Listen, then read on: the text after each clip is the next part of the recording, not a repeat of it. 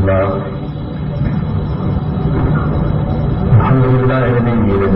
والصلاة والسلام على رسوله الكريم أعوذ بالله من الشيطان الرجيم بسم الله الرحمن الرحيم خواتین حضرات، اس امت کی تاریخ بحثیت امت اس رات سے شروع ہوئی جب یثرب کے آیان و اکابر نے منا کی ایک گھاٹی میں رسول اللہ صلی اللہ علیہ وسلم کی بیعت کی اور انہیں یہ دعوت دی کہ وہ اور مروا کی حیثیت سے ان کی بستی یثرب میں منتقل ہو جائے۔ اس بیعت کے 2.5-3 ماہ کے بعد اللہ کا آخری پیغمبر یثرب کے حکمران کی حیثیت سے ام القری مکہ سے ہجرت کر کے یثرب روانہ ہوا، اور اس کے ساتھ ہی یہ تاریخ ساز موقع اسلام کو حاصل ہو گیا کہ وہ جن حقائق کا نمبردار ہے، جو تصورات پیش کرتا ہے، جس آدرش اور جس مسئلین تو دنیا سے منوانا چاہتا ہے، اس کے پاس اللہ کی جو شریعت ہے اسے وہ دنیا کی تاریخ میں عمل کا موقع دے اور دنیا پر یہ حقیقت ثابت کر دے کہ وہ اپنے ان تصورات کے مطابق اپنے ان حقائق کی روشنی میں اپنی اس شریعت کو باراتر قرار دے کر ایک عظیم تمدن اور ایک عظیم تہذیب تخلیق کر سکتا ہے۔ رسول اللہ صلی اللہ علیہ وسلم کی قیادت میں یہ پہلی مسلمان حکومت تھی جو اسلام کے اس دور جدید میں قائم ہوئی، اور کم و بیش 10 سال تک خود اللہ کا پیغمبر اس حکومت میں امیر المومنین کی حیثیت سے وہ اپنی ذمہ داریاں انجام دیتا رہا۔ اس سے پہلی مرتبہ وہ منہاج دنیا کے سامنے واضح ہوا جس کے مطابق اب حکومتوں کو، ریاستوں کو، مملکت کو، امتوں کو اور قوموں کو اپنے نقطہ نظر کے مطابق زندگی بسر کرنے کی تعلیم یہ پیغمبر دینے کے لیے آیا تھا۔ رسول اللہ صلی اللہ علیہ وسلم کے بعد جو خلافت قائم ہوئی اس کو خود رسالت مآب صلی اللہ علیہ وسلم نے خلافت علی منہاج النبوت قرار دیا ہے، یعنی جو منہاج اللہ کے پیغمبر نے 10 سال میں قائم کر دیا تھا، جن اصولوں پر وہ قوم تشکیل ہوئی تھی، جس کی بنیاد پر اللہ کے پیغمبر نے ایک امت کو وجود بخشا تھا اور جس شریعت کو انہوں نے اس وقت معاشرے میں قائم کیا تھا، یہ خلافت ٹھیک سابقاً نال بالنال اس کی پیرو قرار پائی، اور اسی وجہ سے یہ کہا گیا کہ یہ منہاج نبوت پر قائم ہوئی، یعنی وہ طریقہ جو اللہ کے پیغمبر نے واضح کیا تھا اس خلافت نے اپنے نظام میں وہی اختیار کیا ہے۔ 1940 میں سیدنا حسن رضی اللہ عنہ امیر معاویہ کے حق میں، سیدنا امیر معاویہ رضی اللہ عنہ کے حق میں دستبردار ہو گئے، اور اس کے ساتھ ہی ایک نئے دور کا آغاز ہوا۔ یہ خلافت بنو امیہ کی ابتدا تھی، اور 132 ہجری تک یہ خاندان حکمران رہا ہے۔ اس سارے عرصے کے دوران میں مسلمانوں کی حکومت ایک ہی رہی، سلطنت بہت دور تک پھیل گئی۔ رسول اللہ صلی اللہ علیہ وسلم نے تو یثرب کی 3 کلومیٹر کی بستی سے آگے بڑھ کر اس کی سرحدیں جزیرہ نما عرب کے آخری کناروں تک پھیلا دی تھیں، اور خلفائے راشدین نے روم و ایران کو طاق کر دیا تھا، بنو امیہ کے زمانے میں فتوحات کا ایک غیر معمولی سلسلہ جاری ہوا اور ایک طرف اس سلطنت کی سرحدیں افریقہ کے آخری کناروں تک پہنچ گئیں اور دوسری جانب مسلمان ہندوستان میں داخل ہو گئے۔ یہ عظیم سلطنت کم و بیش 90 سال تک اس خاندان کے قبضہ اقتدار میں رہی۔ 132 میں مروان کے قتل کے ساتھ ہی سلطنت بنو عباس قائم ہوئی۔ سلطنت بنو عباس کے 100 سال عروج کے سال ہیں اور مورخین یہ کہتے ہیں کہ 132 سال کہولت کے سال ہیں۔ اس 132 سال کے عرصے کے بعد اس سلطنت میں خلیفہ کی حیثیت ایک فرمانروا اور ایک شہنشاہ کی کم اور ایک مذہبی پیشوا کی زیادہ محسوس ہونے لگی۔ لیکن ایک بڑا تغیر جو بنو عباس کو حکومت ممکن ہوتے ہی واقع ہو گیا وہ یہ تھا کہ اس سے پہلے تو ایک ہی حکومت تھی، ایک ہی خلافت تھی اور مسلمان اس کا کوئی تصور نہیں کر سکتے تھے کہ وہ اپنی الگ الگ حکومتیں قائم کریں۔ لیکن اب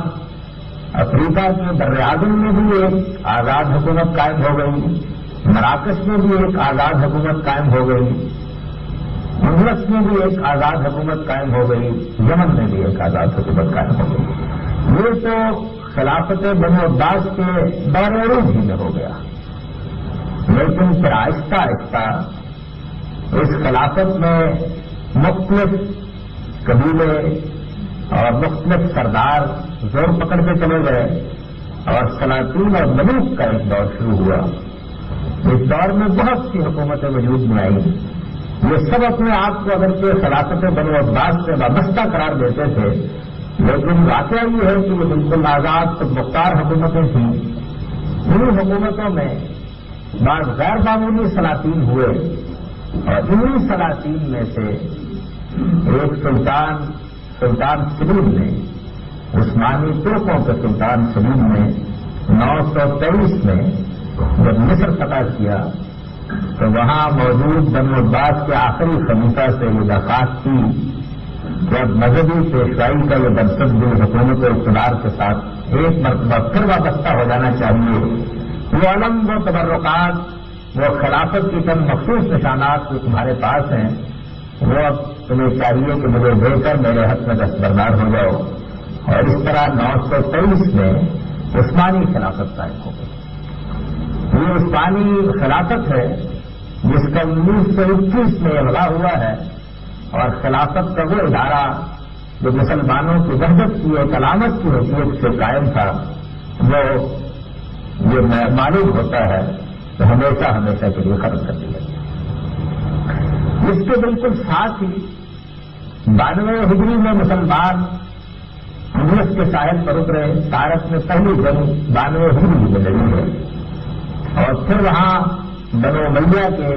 شہزادے عبد الرحمان نے ایک نئی سلطنت کی بنیاد رکھی۔ بنو امیہ کا حکومت کا تختہ الٹنے کے بعد بنو عباس نے جس طرح ان کا قتل عام کیا، اس کے بعد کسی اموی کے لیے اور بالخصوص شاہی خاندان کے کسی اموی کے لیے وہاں رہنا ممکن نہیں تھا۔ عبد الرحمان بن معاویہ جنگلوں میں، صحراؤں میں اپنی جان بچاتا ہوا، بھاگتا ہوا انگلس پہنچا اور اس وقت کا جو سیاسی مزاج تھا اس کے لحاظ سے جب لوگوں کو معلوم ہوا کہ خاندان بنو امیہ کا ایک شہزادہ یہاں موجود ہے تو اس کی اہلیت اور قابلیت بھی بہت کچھ اس میں دخل انداز ہوئی اور حکومت سے منتقل ہو گئی۔ 92 ہجری میں یہ حکومت جو وہاں قائم ہوئی ہے یہ 896 تک قائم رہی۔ 896 ذوالحج میں ابو عبداللہ نے فردینڈ کے ہاتھ میں ایک معاہدہ اصلاح کے تحت کرناٹی وقت کی آدمیوں پر بنا دی اور یہ عظیم سلطنت بھی 800 سال کے بعد ختم ہو گئی۔ اس لحاظ سے اگر دیکھیے تو ملوک اور سلاطین نے جو مختلف سلطنتیں قائم کی ہیں جس پہ بڑے بڑے ناموں میں صلاح الدین ایوبی بھی ہیں اور عثمانی سلاطین بھی ہیں، جس طرح کے سلطان باجید زوزن ہے، جو تاریخ کے ایک ایسے دور میں اٹھا، اور اس کا ذکر میں بعد میں جا کر کروں گا، کہ جب یہ معلوم ہوتا تھا کہ بس بر اعظم ایشیا اور افریقہ کے بعد یورپ ایک ہی طاقت کا محتاج ہے، اور یہ بھی مسلمانوں کے سامنے سرنگو ہو جائے گا۔ انہی میں سلطان محمود غزنوی تھے، اور انہی میں ہمارے ہندوستان کے حکمران ہیں جن کا آخری خاندان مغلیہ خاندان بہادر شاہ ظفر پر ختم ہوا۔ ان ملوک اور سلاطین کی سلطنتوں کے باوجود بنیادی طور پر اگر دیکھیے تو یہ 4 بڑی حکومتیں ہیں جو مسلمانوں کے اندر قائم ہوئیں، یعنی بنو امیہ کی حکومت، بنو عباس کی حکومت، عثمانیوں کی حکومت، اندلس کے بنو امیہ کی حکومت، اور ان سے پہلے خلافت راشدہ۔ ان ساری حکومتوں اور سلطنتوں میں مسلمانوں پر وہ زمانہ آیا ہے کہ جب وہ دنیا کی سب سے بڑی قوت تھے، جب ان کے سلاطین کے سامنے بھی دنیا کانپتی تھی، جب دنیا کے بڑے بڑے بادشاہ اور حکمران ان کی خوشنودی کے طالب ہوتے تھے، جب ان کے ایک اشارہ ابرو پر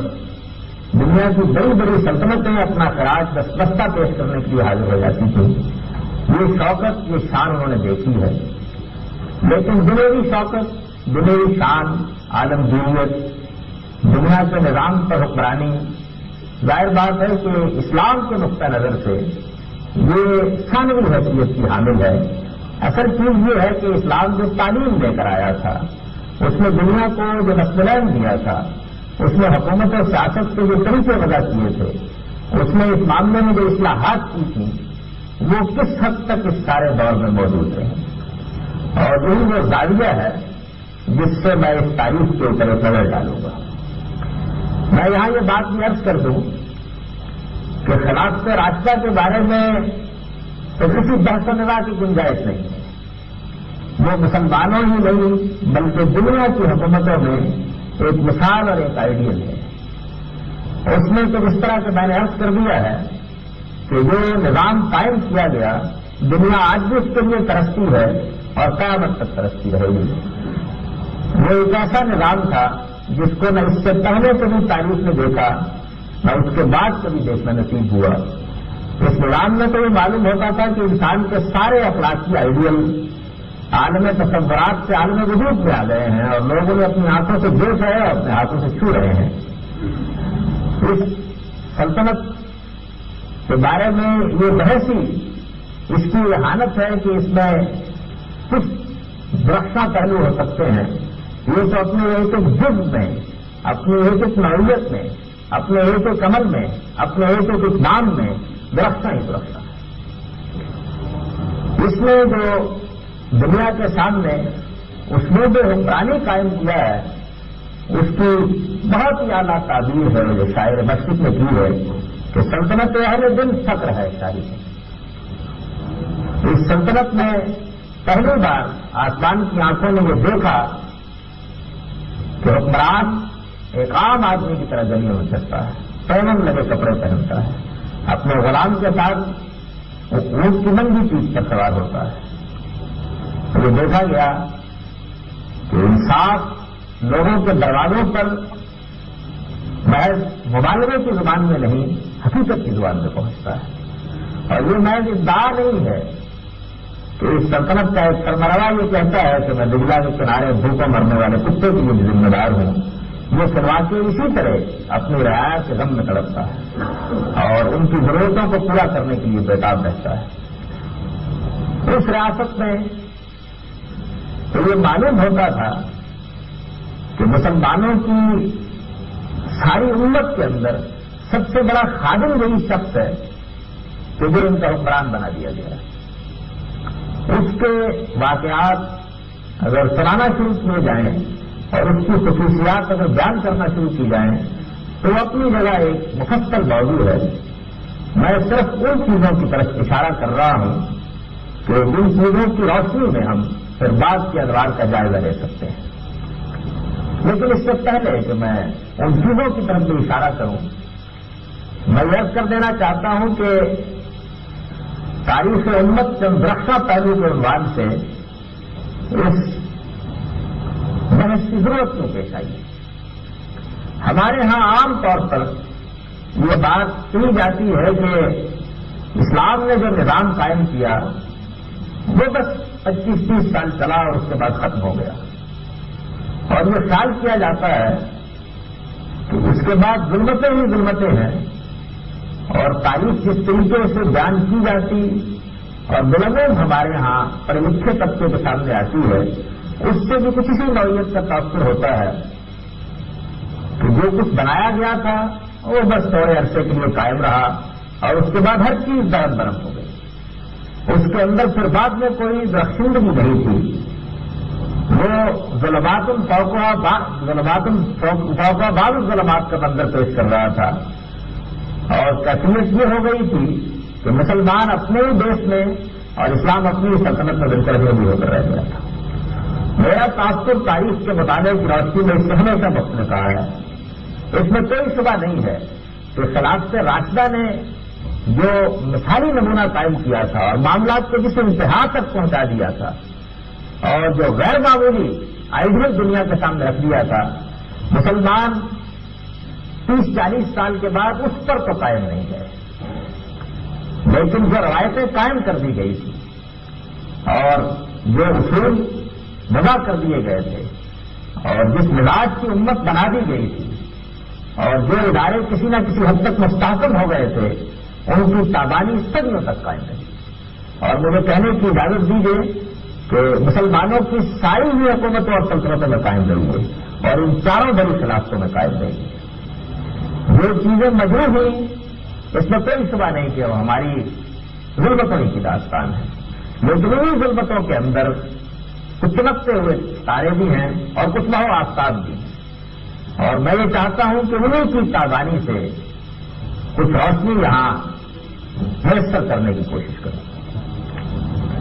اس سے پہلے کہ وہ درختہ پہلو بیان کیے جائیں، ایک مختصر سی نظر ان چیزوں پر ڈال لیجیے جن سے خلافت راشدہ نے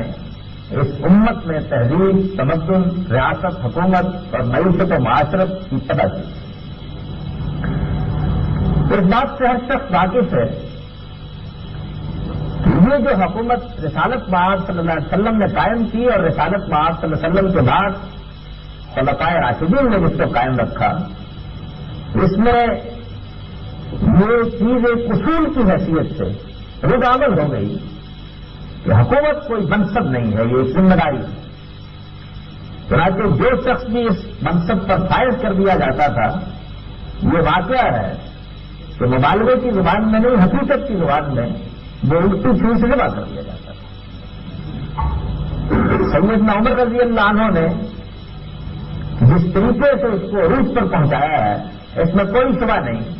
کہ دنیا کے الہامی لٹریچر کا مطالعہ کرنے سے معلوم ہوتا ہے کہ بنی اسرائیل کے پیغمبروں نے یہی حکومت تھی جس کو اپنی پیشنگوئیوں میں خدا کی بادشاہی قرار دیا تھا، اور خدا کی اس بادشاہی میں اس اقلیم یزداں میں یہ واقعتاً معلوم ہوتا تھا کہ عالم کا پروردگار زمین پر اتر آیا ہے اور اس کی عدالت زمین پر لگ گئی ہے اور وہ لوگوں کو انصاف دے رہا ہے، اور دنیا نہیں رہی، بہشت کا ایک نمونہ بن گئی۔ خلیفۃ المسلمین شورا کے ذریعے سے وجود میں آتا، اس کی حکومت شورا کی بنیاد پر قائم رہتی۔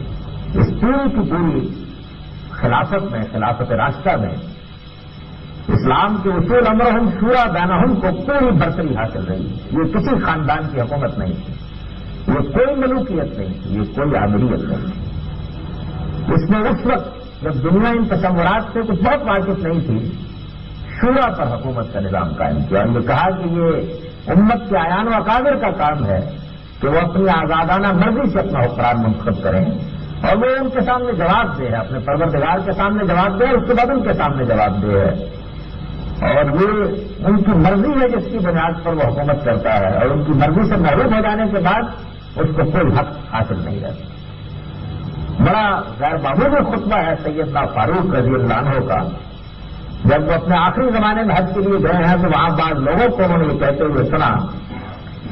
کہ جس طرح سیدنا ابوبکر صدیق رضی اللہ عنہ کی بیعت ہوئی تھی، اسی طرح ہم بھی کہیں بیٹھ کر کسی آدمی کی بیٹھ کر کے اپنی حکومت قائم کر دیں گے. تو انہوں نے وہ خطبہ دیا جو امام بخاری نے بہت وسعت کے ساتھ اپنی صحیح میں نقل کیا ہے. اس میں انہوں نے یہ فرمایا کہ بات یاد رکھو کہ مسلمانوں کے نظام میں لا خلافت الا مشورۃ من المسلمین،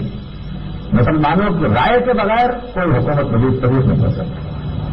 کوئی حکومت قائم نہیں رہ سکتی. اور اگر یہ ہوگا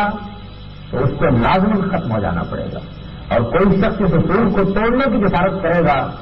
تو وہ اپنے آپ کو قتل کے لیے پیش کرے گا. دوسری چیز یہ تھی کہ جو شخص بھی حکومت کے منصب پر فائز ہو جاتا اور جو شخص بھی کسی جگہ عامل مقرر کر دیا جاتا، اس کے رہن سہن کا معیار یہ لازم تھا کہ عام آدمی کے برابر آ جائے، لازم تھا کہ عام آدمی کے برابر آ جائے.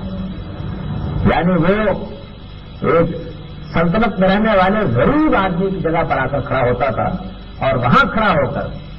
وہ اپنے رہنے سہنے کے لیے جو کچھ حاصل کرتا تھا حاصل کرتا تھا اور پھر حکومت کا نظم چلاتا. سیدنا فاروق رضی اللہ عنہ نے اس معاملے میں جس طرح اس اصول کو نافذ کیا ہے اس کی بڑی درختہ مثالیں تاریخ میں موجود. دلی کا گورنر تھا کہ جس کو جب لوگوں کی شکایت پر بلایا گیا اور لوگوں نے کہا گورنر تو بہت اچھے ہیں لیکن ہفتے میں ایک دن باہر نہیں نکلتے، نہیں کر گئے گورنر. تو میں پوچھا کہ تم باہر کیوں نہیں نکلتے ہو؟ میں کہا کیا یہ لازم ہے کہ میں اس سوال کا جواب دوں؟ اگر یہ جرم ہے تو مجھے معذور کر دیجیے. تو وہ فاروق نے کہا تمہیں جواب دینا پڑے گا. تو میں کہا میرے پاس کپڑوں کا ایک ہی جوڑا ہے، مجھے وہ دھونا اور سکھانا ہوتا ہے، اس کے لیے میں ایک منٹ سلائی نہیں جانتا. یہی شخص تھا کہ جس کے گورنر کے بارے میں یہ اطلاع ملی کہ وہ کچھ باریک کپڑے پہنتا ہے اور اس نے اپنے مکان پر جوڑی بنا لی ہے. بلایا اور بلا کر جمعے کے خطبے میں کھڑا کر لیا اور یہ کہا کہ تم انسانوں پر حکمرانی کرنے کے قابل نہیں ہو، تمہارا باپ بھی بکریاں چراتا تھا، یہ چرواہے کا لباس پہنو اور جا کر وہی بدل جاؤ. کوئی شخص کی جسارت نہیں کر سکتا تھا کہ وہ دوسرے پر ظلم کرے. یہ غیر فانی جملہ اسی کی زبان سے نکلا جب یہ معلوم ہوا کہ جلیل قدر صحابی نے اپنی حکومت میں ایک شخص پر زیادتی ہونے دی ہے اور ان کے بیٹے نے ایک شخص کو مارا ہے. تو مکے میں مسلمانوں کے بڑے مجمع میں کھڑے ہو کر اس سے کہا کہ اس سے انتقام لو. اور جب وہ ان کے بیٹے سے انتقام لے چکا تو یہ فرمایا کہ اس کے باپ کی چنیا پر بھی دو لگاؤ، اس لیے کہ اگر اس کو اپنے باپ کا روب اور شوکت حاصل نہ ہوتی یہ تم پر زیادتی کرنے کی ضرورت نہ کرتا. اور یہ فرمایا کہ جن لوگوں کو ان کی ماں نے آزاد جنایا تم نے کب سے ان کو غلام بنا دیا. تو اس حکومت اور اس سلطنت کی داستان تو ایک غیر معمولی داستان ہے. اور اس میں جس مقام پر لوگ آ کر کھڑے ہو گئے تھے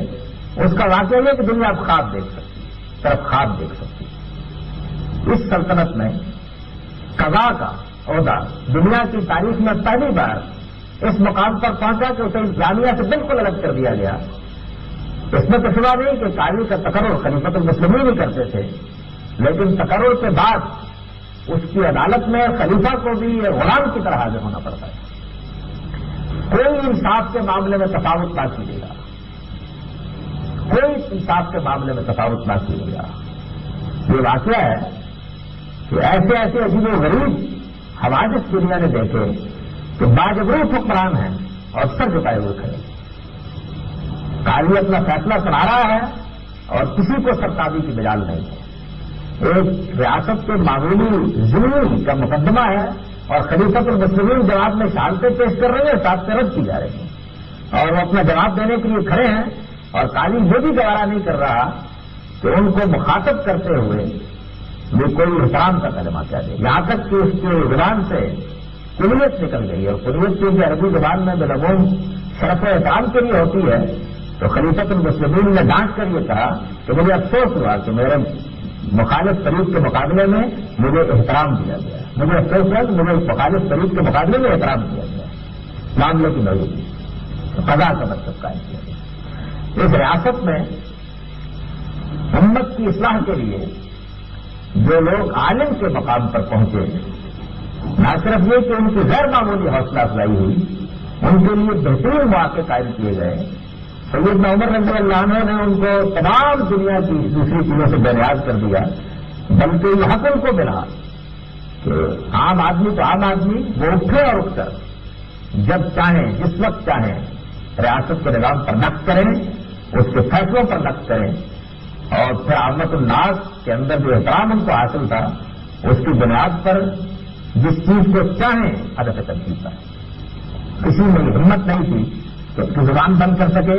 ان کے راستے میں رکاوٹ پیدا کر سکے۔ تعلیم و تعلم کے معاملے میں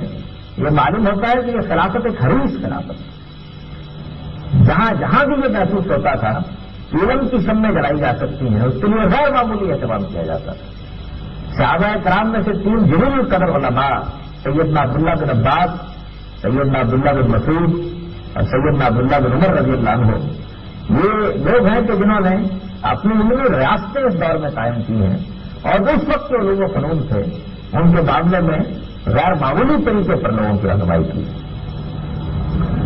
اس سلطنت نے جب کبھی دوسرے ملکوں پر طاقت کی ہے تو یہ روایت قائم کی ہے کہ وہ انسان ہیں جو پتہ کرنے کے لیے آئے ہیں، بلکہ خیر البشر ہیں جو پتہ کرنے کے لیے آئے ہیں۔ یہ کوئی ڈرتے نہیں۔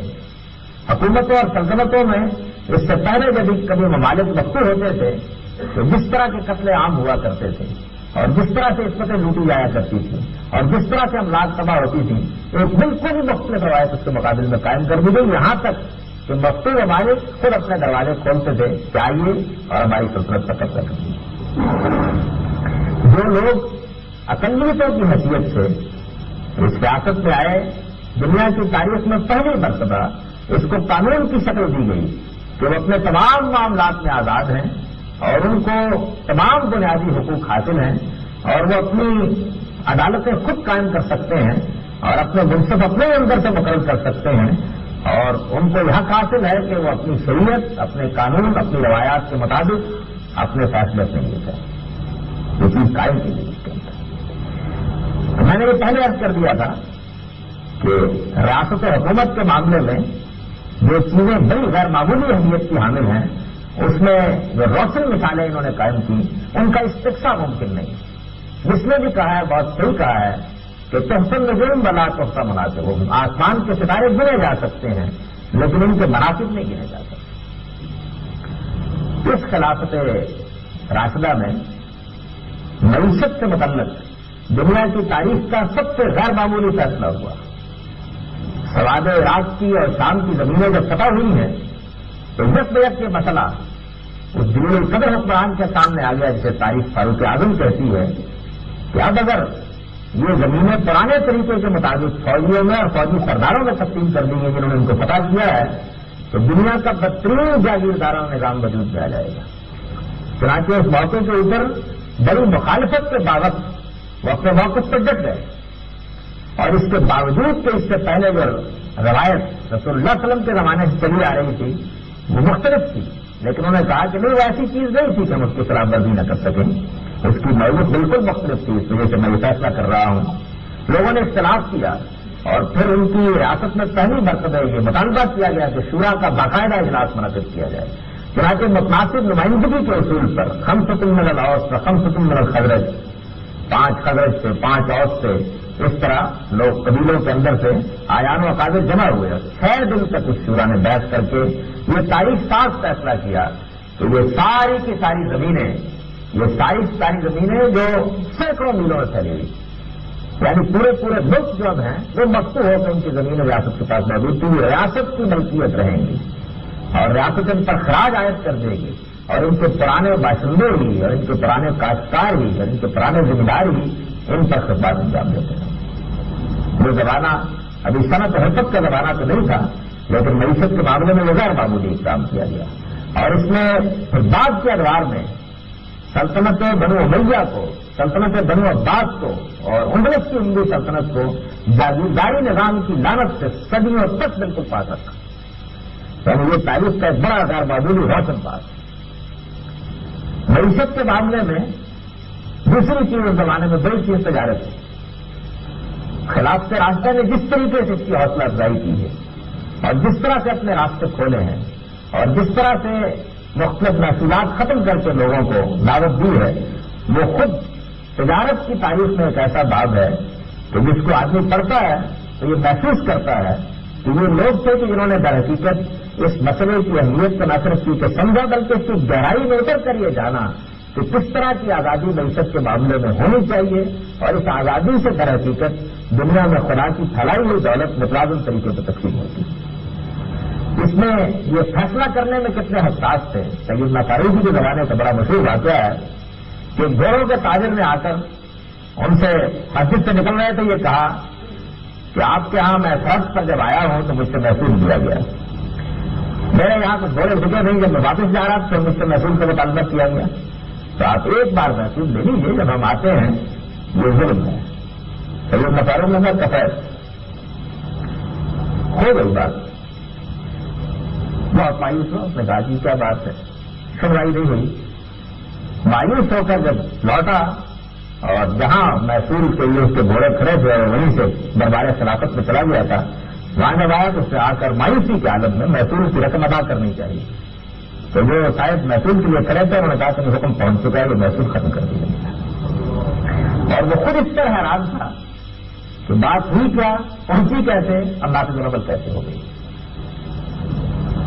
یہ عظیم روایت تھی جس سے اس امت نے اپنی تاریخ کی ابتدا کی۔ اس عظیم روایت کے بعد اب یہ دیکھیے کہ وہ کیا چیزیں تھیں جس میں کوئی شبہ نہیں کہ ہم کو اعتراف کر لینا چاہیے کہ ختم ہوئی، اور وہی چیزیں تھیں کہ جو ہماری تباہی کا موجب بن گئی اور زوال کا موجب بنی، اور وہ کیا درخشاں پہلو ہیں جو اس کے باوجود اپنی کارکردگی دکھاتے رہے۔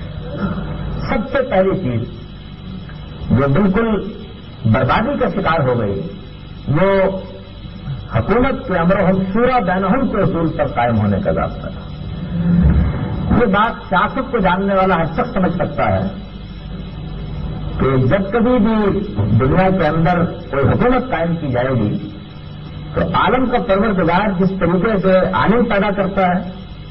محقق پیدا کرتا ہے، شاعر اور ادیب پیدا کرتا ہے، اسی طرح سے وہ لیڈر بھی پیدا کرتا ہے، اور یہ لیڈرشپ جب وجود میں آ جاتی ہے تو پھر کوئی راستہ ہونا چاہیے کہ جس راستے سے انصاف کے ساتھ اس لیڈرشپ کو موقع میسر رہے کہ یہ جو کچھ خدمت کر سکتی ہے کرے۔ اس کا راستہ ظاہر بات ہے کہ خاندانی حکومت بند کر دیتی ہے، پھر اس کے سوا کوئی چارہ نہیں رہتا کہ لوگ اس خاندانی کے وفادار ہو کر کچھ قیادت اور سیادت کے مواقع پا سکیں تو پا سکیں۔ یہ فطرت انسانی کا تقاضا ہے۔ اسلام کا مزاج یہ ہے کہ وہ فطرت انسانی کے تقاضوں کو بالکل ختم نہیں کرتا، انہیں راہ پر لگا دیتا ہے، ان کے لیے حدود مقرر کر دیتا ہے۔ اس کا بہترین راستہ وہی تھا جو خلافت راشدہ کی اساس بنائی گئی، امر ہم شورا بینہم، تو امن انتقال اقتدار، مسلمانوں کا نظام ان کے باہمی مشورے پر مبنی ہے، ان کی رائے پر مبنی ہے۔ جس شخص کو مسلمانوں کا اعتماد حاصل ہو جائے گا وہی ان کا حکمران ہوگا۔ یہ اصول تھا، یہ اصول پامال ہوا، اور اس میں کوئی شبہ نہیں کہ اس اصول کی پامالی کی ابتدا سیدنا ابو معاویہ رضی اللہ عنہ کے اس اقدام سے ہوئی جب انہوں نے یزید کو ولی عہد بنایا ہے۔ یہ اقدام بڑی نیکی کے ساتھ کیا گیا، لیکن اس سب کچھ کے باوجود ایک غیر معمولی نتیجے کا حامل بن گیا، غیر معمولی نتیجے کا حامل بن گیا۔ اس کا جو نقصان ہوا وہ یہ تھا کہ پھر لوگوں کے لیے اس کے سوا کوئی چارہ نہیں رہا کہ وہ اگر حکومت کے نظام میں تبدیلی پیدا کرنا چاہیں تو خروج اور بغاوت کا راستہ اختیار کریں۔ بڑا حال ہے کہ رسول اللہ صلی اللہ علیہ وسلم نے اس امت کو یہ تلقین کی تھی کہ تمہارا جب ایک بار نظم اجتماعی قائم ہو جائے اور وہ خدا کے حدود کے مطابق کام کر رہا ہو تو پھر اس نظم اجتماعی کو توڑنا، اس کے اندر سے کوئی نئی سلطنت بنانا، اس کی جدت کو مجروح کرنا، یہ اسلام کے دائرے سے نکل جانے کے مترادف ہے۔ یہ فرمایا تھا کہ تمہارا کام یہ ہے کہ تم جب ایک مرتبہ نظم اجتماعی مستحکم ہو جائے تو علیکم بالجماع، اس کے ساتھ پوری قوت کے ساتھ جڑے رہو، اور جو اس سے ایک باعث برابر بھی الگ ہوا ماتمی سطن ظاہری ہے، ظاہری کی پہنچا۔ لیکن جب لوگوں کے لیے کوئی راستہ باقی نہیں رہا ہے، کوئی راستہ باقی نہیں رہا ہے تو پھر نہیں ہوا۔ بنو امیہ کے زمانے میں کم و بیش 150 کے قریب، اس سے کچھ زیادہ، اس سے کم خروج اور بغاوتیں ہوئی۔ ہمارے یہاں تو عام طور پر لوگ یہی جانتے ہیں کہ اس نوعیت کا غیر معمولی اقدام سیدنا حسین رضی اللہ عنہ نے کیا تھا، لیکن ایک بہت بڑی تعداد، اور پھر اسی طرح کی خون ریزی کے ساتھ ہی بنو امیہ کی حکومت بنو عباس نے ختم کی۔ اور پھر ظاہر بات ہے کہ جب حکومت کے تبدیل کرنے کا یہی ایک راستہ باقی رہ جائے تو اس کے لازمی نتیجے کے طور پر وہ خون ریزی سے قائم ہوتی، انگریزی کی بنیاد پر قائم رہتی، اور جو ایک مرتبہ حکومت حاصل کر لیتا ہے وہ ہر چیز کو برائے طاق رکھ کر یہ اصول تو قائم کر ہی لیتا ہے کہ اب اس خاندان کے بچے کو میرے بات نہیں رکھنا. چنانچہ یہ بڑی دردانگیز چیز ہے کہ بنو عباس نے حکومت قائم کرنے کے بعد یہ سزا پیدا کر دی تھی کہ معلوم ہوتا تھا کہ بنو امیہ کے ایک ایک طرف کو شکار کرنے کے لیے لوگ نکل رہے ہیں. بڑی مشکل سے یہ عبد الرحمان بن معاویہ اپنی جان بچا چکے ہیں، اور بعض اوقات ایک ایک دن میں ایک ایک دسترخوان پر ایک ایک مجلس میں 20 کے لوگ قتل کر دیے. اس لیے کہ جب انہوں نے حکومت سنبھال لی تو بالکل واضح تھا کہ کسی موقع پر بھی یہ خاندان دوبارہ عروج پا سکتا ہے. خاندانی حکومت نہیں ہوا کرتا ہے. اور یہی وہ چیز ہے کہ ہمارے آخری دور میں جس کو شاعر مشرق نے کہا ہے کہ ترک سے مارا قدم کے آخری، عالمگیر کو بھی اپنی حکومت قائم کرنے کے لیے اس اصول سے مجبور ہو جانے کے بعد اپنے بھائیوں کے ساتھ نہ صرف کی جنگ کرنی پڑی بلکہ کچھ مظالم کا احتساب بھی کرنا پڑا. اور یہی چیز ہے کہ جس میں آہستہ آہستہ جب خلافت کمزور ہونا شروع ہوئی ہے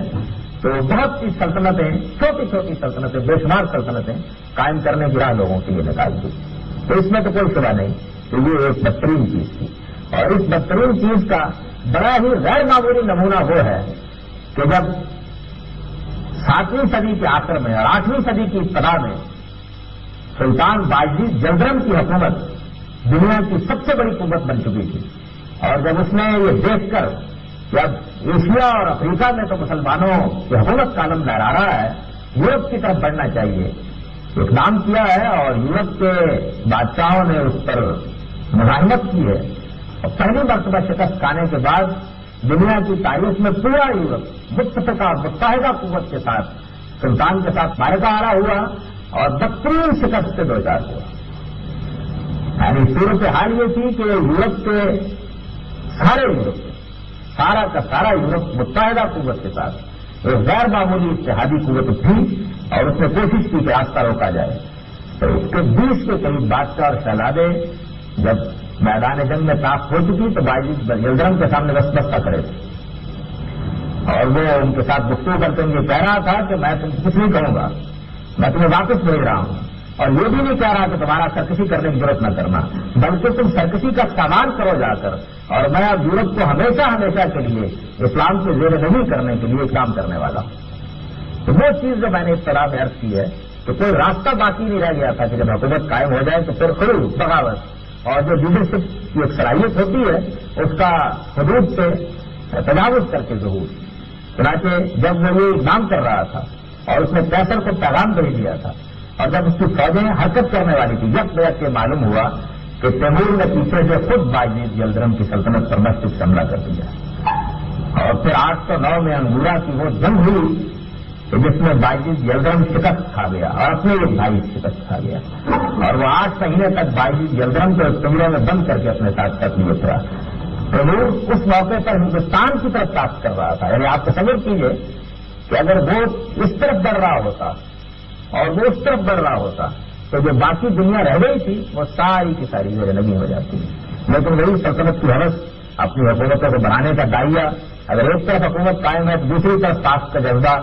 یہ چیز جب اپنے اندر کوئی نظام اور آئین اور قانون نہیں رکھتی تو پھر وہ اس طریقے سے نکلتی. تو اس میں تو کوئی شبہ نہیں کہ یہ ایک تاریخ پہلو ہے، اور اس تاریخ پہلو نے بار بار مسلمانوں کو ضرورت پہنچائی ہے. وہ اگر اپنے ابتدائی زمانے ہی میں کوئی ایسا ضابطہ قائم کرنے میں کامیاب ہو جاتے تو جس ضابطے کے ذریعے سے حکومت کا پرامن انتقال ہوتا رہتا، اور اگر کچھ لیڈرشپ پیدا ہوتی تو اس کے لیے بھی ریاست اور حکومت کے معاملات میں اپنا حصہ لینے کے لیے مواقع پیدا ہوتے رہتے، تو شاید یہ معاملہ یوں نہ ہوتا. دنیا نے امر و ہم شورا بینہم کے اسی اصول کو ہمارے موجودہ زمانے میں بہت کچھ انحرافات کے ساتھ جمہوریت کی شکل دی. اس تاریخی کو ایک طرف رکھ دیجیے اور پھر یہ دیکھیے کہ جو کچھ قائم رہ گیا اور جو روشنی باقی رہ گئی اس میں کیا کچھ تھا. میں نے عرض کیا تھا کہ قضاء کا یعنی عدلیہ کا نظام جو ہمارے ہاں قائم کیا گیا، اس کو جو غیر معمولی آزادی حاصل ہوئی یہ سب کچھ برباد ہو گیا. لیکن بنو امیہ کے زمانے میں، بنو عباس کے زمانے میں، اندلس کی سلطنت میں، عثمانیوں کے زمانے میں یہ انسٹیٹیوشن مجروح نہیں کیا جا سکتا. ہارون رشید نے قاضی ابو یوسف کو قاضی القضات مقرر کیا ہے. اس سے پہلے ہر علاقے کے اپنے قاضی ہوتے تھے، لیکن وہ پہلے قاضی قضات تھے اور یہ انسٹیٹیوشن اس طریقے سے چیف جسٹس کے عہدے کے ساتھ تخلیق ہوا ہے۔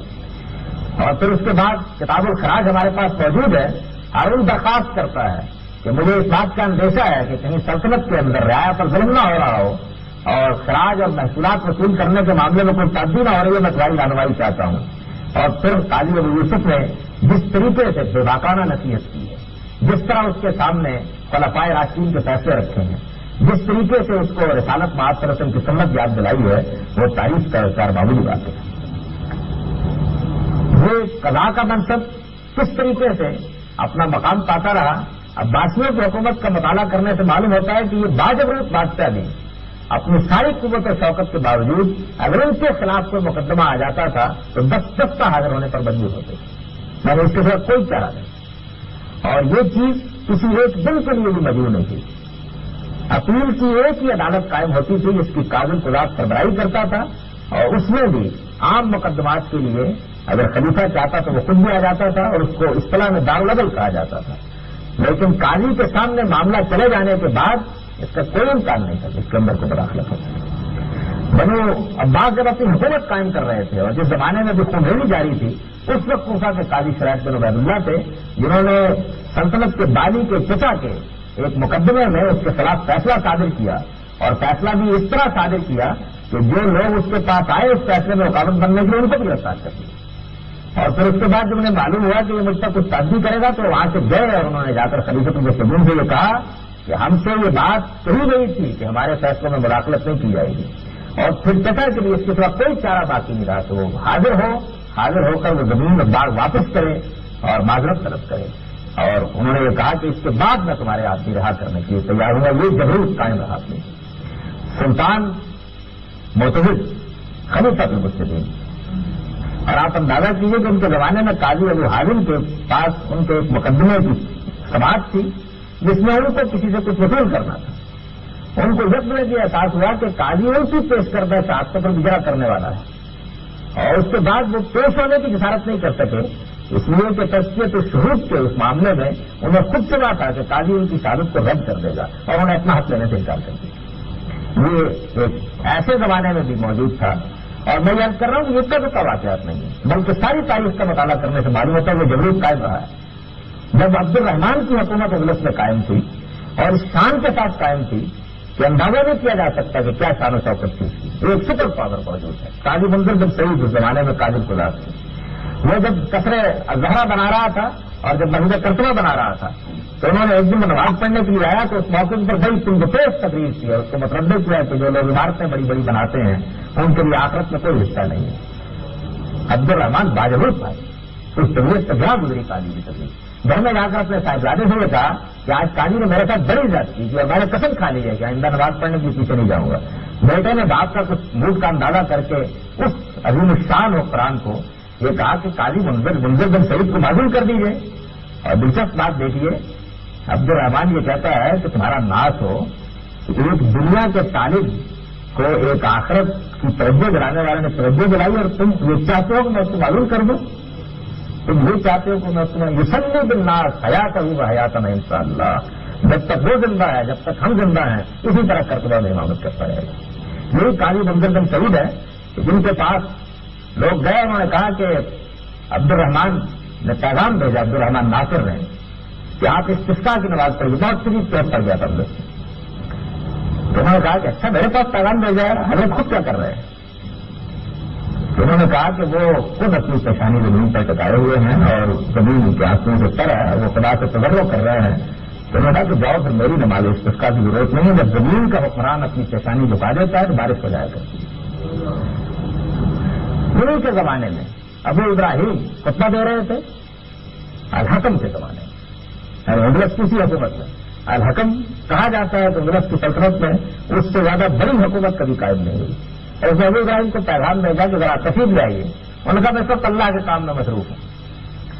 وہ شخص پیغام لے کے آیا تھا، بالکل لبا بدام ہو گیا، اس نے کہا کہ اچھا زیادہ پیغام دے، تو نے کہا کہ میں ان سے کہوں جب اللہ کے کام سے فارغ ہو جائیں تشریف لے آئے۔ انہوں نے کہا کہ دیکھیے باب السدہ سے میں آنے سے رہا اس لیے کہ میں برا آدمی ہوں، باب السنا کھولیے، جو قریب کا دروازہ شاید میں حاضر ہو سکوں، کھلوایا گیا عزت و احترام کے ساتھ ضرورت نہیں ہوتی۔ میں یاد کر رہا ہوں کہ اس معاملے میں اتنے بے شمار واقعات ہیں. قاضی یحییٰ بن یحییٰ مسعودی جو امام مالک کے شاگرد ہیں اور انہوں نے موطا مرتب کی ہے، آپ کبھی پڑھیے اور دیکھیے کہ کیسے غیر معمولی طریقے سے فتوے دیتے تھے. حکمران نہیں ہو سکتا تھا جب تک کہ قاضی اس کے پروارے پر دستخط نہ کر دے، اور جس وقت اس کو معزول کرنا ہوتا تو وہی اس پر دستخط کرتا تھا. تمام سرابیر اس کے حکم سے لکھے جاتے تھے، تمام معاہدات اس کے حکم سے ہوتے تھے، اور یہ غیر معمولی عہدہ رہا ہمارے یہاں. حتیٰ کہ عثمانیوں کے ہاں سلطان سلیم وہ حکمران ہے کہ جس نے باسی خلیفہ کی حکومت وصول کی ہے اور خلافت قائم کی ہے. ان کے زمانے میں قاضی جباری نے جس طریقے سے ایک موقع کے اوپر جب 150 بیت المال کے اہلکاروں کو معزول کر دیا تھا کہ تمہارا حکم غلط ہے، یا وکیل ان کے سامنے آئی. اسی طریقے سے ایک دوسرے واقعے پہ بالکل یہی چیز دہرائی گئی کہ 400 تاجر تھے ریشم کے، وہ ایران میں ریشم بیچے تھے، تو انہوں نے حکم دے دیا کہ ان سب تاجروں نے حکم کی خلاف ورزی کی ہے. یہ کہہ دیا گیا تھا کہ ایران میں ریشم نہیں جائے گا، تو انہوں نے اسمگلنگ کے ارتکاب کے لیے گردن اڑا دی جائے. ان دونوں موقع پر قاضی جوالی اٹھے، انہوں نے کہا کہ آپ کا فیصلہ غلط ہے. اور یہ جان کرتے ہیں مورخین کہ سلیم اس وقت گھوڑے پر سوار تھا، جو لوکل کی بہن پر جا رہا تھا. اس موقع پر وہ گھوڑا دوڑاتے ہوئے گئے، اس کے قریب جا کر کھڑے کر تمہارا فیصلہ غلط ہے، اس کو واپس لو. سلیم نے کہا غصے میں، قاضی صاحب امور مملکت میں دخل اندازی نہ کیجیے. انہوں نے کہا امور مملکت نہیں، امور آخرت میں دخل اندازی کر رہا ہوں. اور سلیم نے جب یہ جملہ کہا تو وہ آداب بجائے رہا ہے بغیر رخصت طلب کیے بغیر مڑے. اور مورخین جان کرتے ہیں کہ سلیم کی گردن تنی ہوئی تھی جب پورا جھکنا شروع ہوئی، جھکتی چلی گئی. پھر اس کی آنکھوں میں آنسو تھے اور اس نے سر اٹھایا، اس نے کہا قاضی کا حکم نافذ کر دیا گیا. یہ قضا کا ہمارے یہاں ہوا رہا ہے. اس کے بعد یہ دیکھیے کہ تہذیب و تمدن کے معاملے میں یہ واقعہ ہے کہ علم و حکمت کا ایک پورا باغ ہے جو مسلمانوں نے کھول ڈالا ہے. بیت الحکمت جو ہارون رشید نے قائم کیا ہے، اس بیت الحکمت میں اس زمانے کے تمام علوم و فنون کے تراجم کرائے گئے. جو لوگ ترجمے کر رہے تھے، تصنیف و تعریف کر رہے تھے، ان کی 2,500 روپے تنخواہیں مقرر تھی. وہ جب کوئی تصنیف پیش کرتے تھے تو اس کو سونے اور چاندی میں تول دیا جاتا تھا. اور اس طریقے سے کیسر کو لکھا گیا کہ جو بھی کسی فن فلسفے کی کتاب موجود ہے بھیج دیجیے. پادریوں سے اس نے مشورہ کیا تو انہوں نے کہا کہ یہ کتابیں ہم نے مکمل کر کے رکھی ہوئی ہیں، بھیج دیے خلیفۃ الاسلام کو، مسلمان ان سے گمراہی ہوں گے. چنانچہ وہ سارے علوم آئے. مجوسیوں کے بڑے بڑے اسکالرز کو بے قرار تنخواہیں دے کے منگوایا گیا. ہندوستان نے اپنے پنڈت اور اپنے بڑے بڑے ماہرین تحفے کے طور پر دربار میں بھیجے. اور سائنسی ترقی کے معاملے میں صورتحال یہ تھی کہ یہ معلوم ہے، مشہور واقعہ ہے کہ جب شارلیمان کو گھڑی بھیجی گئی اور گھڑی دیکھنے کے بعد یورپ کے تمام لوگ اکٹھے ہوئے اور دربار میں شارلیمان کے فرانس کے بادشاہ کے دربار میں انہوں نے کہا غالباً یہ کوئی ایسی چیز ہے جس کے اندر شیطان بیٹھا ہوا ہے جو آواز نکالتا ہے. یعنی جو اب ہم جس مقام پر کھڑے تھے اس پر وہ کھڑے تھے اور ہم طرح طرح سے اس مقام پر تھے. تہذیب و تمدن کے اس ارتقاء کو کہاں تک بیان کیا جائے؟ عمارات میں، گلیوں میں، ان کی کشادگی میں، افغان سیف کے اصولوں میں، حمام قائم کرنے میں. ایک عظیم شان تہذیب ہے جو ہر موقع پر وجود پذیر ہوئی. اور آپ کو حیرت ہوگی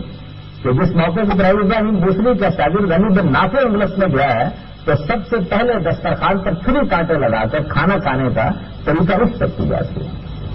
اور صنعت و حرفت میں، زراعت میں ترقی کا یہ عالم تھا کہ لوگ کہتے تھے کہ انگلش کی سرزمین کا وہ کون سا سکتا ہے کہ جس پر ان لوگوں نے زراعت نہیں کر ڈالی ہے، اور وہ کون سی معدنیات ہیں جو زمین کے اندر سے نکال نہیں گئی. یہ مسلم سائنٹسٹ تھے جنہوں نے اس موقع کے اوپر اپنی غیر معمولی دریافتوں سے وہ بڑی بیڑا ترتیب دیا جس کے بارے میں دنیا بھر کے محققین یہ مانتے ہیں کہ سب سے پہلے انہی لوگوں نے امریکہ دریافت کر لیا تھا. اگرچہ تاریخ میں یہ بعد میں پرتگالیوں قبضے پہ لکھا گیا، لیکن اس مقام پر وہ لوگ کھڑے تھے. یہ مسلم سائنسدان ہیں کہ جو انگلش کے زوال کے بعد یہ مسلم تاریخ کا پھر ایک بڑا درد انگیز واقعہ ہے، وہاں سے نکلے ہیں. اور یہی مسلم سائنسدان ہیں جس طرح جرمنی کے زوال کے بعد بڑے بڑے سائنٹسٹ امریکہ کی طرف بھاگے ہیں، یہ سب اس موقع کے اوپر مسلم سلطنتوں کی طرف بھاگے. لیکن ان مسلم سلطنتوں میں اس وقت موجود تھی ان کی حوصلہ افزائی نہیں کی. علم و تہذیب جو عباسیوں کے یہاں عروج پر پہنچا تھا، عباسیوں کے یہاں کوئی فتوحات نہیں ہوئی، ان کے یہاں جو فتوحات ہوئی علمی فتوحات ہوئی. اور پھر اس کے بعد جب یہ قافلہ وہاں پہنچا ہے تو وہ یوں سمجھ لیجیے کہ وہ عظیم کام جو اسلام نے کیا تھا کہ فطرت کی قوتوں کو قابل تفسیر بنا دیا تھا، اور انسان کو جو تصور دیا تھا کہ یہ فطرت کو تشخیص کرنے کی چیز نہیں ہے، یہ دریافت کی چیز ہے. اور اس طرح دنیا کو رخ بدل ڈالا تھا کہ وہ مظاہر فطرت کو پوجنے کی بجائے ان پر تحقیق کرے. اور سائنسی فکر کی ابتدا کی تھی. یہ سائنسی فکر اپنے عروج پر پہنچ رہی تھی مسلم اندلس میں، جس موقع کے اوپر یہ سلطنت تباہ ہوئی ہے. اور پھر یہی لوگ ہیں جنہوں نے یورپ میں جا کر وہ ابتدائی کام کیا ہے جس کو بعد میں تاریخ میں یورپ کی عظیم دریافتوں کا سرخیل ہونے کا شرف حاصل ہوا. تہذیب و تمدن کے معاملے میں بھی یہ غیر معمولی معاملات ہیں. ان کی تاریخ اگر سنانا شروع کی جائے تو واقعی کی حیرت ہوتی. یعنی قرطبہ میں خود الحسن کی لائبریری میں 6 لاکھ کے قریب کتابیں، ایک گھر کے اندر ایک لائبریری موجود تھی. صورت حال یہ تھی کہ علم اور دانش کا کوئی پہلو ہوتا تھا تو اس کے بارے میں دنیا ان کی جانب رجوع کرتی تھی. اور اس وقت اس زمانے کے یورپ کے بارے میں اس مورخین کی چیزیں پڑھی جو اس وقت موجود تھے تو یہ بربلا لکھتے تھے کہ یہ غیر مطمئن علاقہ، اس کے اٹھنے کا کوئی امکان نہیں ہے، ویران بنجر بیابان. یعنی معلوم ہوتا تھا کہ ہر معاملے میں مسلمان ایسے عروج کے اوپر کھڑے ہیں جس کے سامنے دنیا کے لیے سر جھکانے کی طرح کوئی چارہ نہیں. علم اور تہذیب و تمدن کے معاملے میں بھی یہ شکل. قرطبہ کی بازار جس طرح راستہ کیے گئے، گلیاں جس طرح سے بنائی گئی، فانوسوں کا اہتمام جس طریقے سے کیا گیا، روشنیوں کا اہتمام جس طریقے سے کیا گیا. اور یہ واقعہ ہے کہ رفاع عامہ کے معاملے میں یہ عام طور پر لوگ خیال کرتے ہیں کہ ہمارے بادشاہ بہت بڑی بڑی عمارتیں بناتے رہے. میں آپ سے یاد کرتا ہوں کہ تاریخ کا مطالعہ کرنے سے حقیقت بالکل مختلف سامنے آتی ہے. بہت سے لوگ تھے کہ جو تجارت میں مصروف ہو جاتے تھے معیشت کے لحاظ سے، بہت سے لوگ تھے کہ جو زراعت میں مصروف ہو جاتے تھے. لیکن اس وقت کیونکہ کوئی صنعتی نظام وجود میں نہیں آیا تھا تو بے شمار لوگ ایسے ہوتے تھے جن کے لیے سوائے اس سے کوئی چارہ نہیں ہوتا تھا کہ بڑی بڑی عمارتیں بنا کر تمدن کی تشکیل کا کام بھی انجام دیا جائے اور روزگار کے وسیع موقع پیدا کرتے ہیں.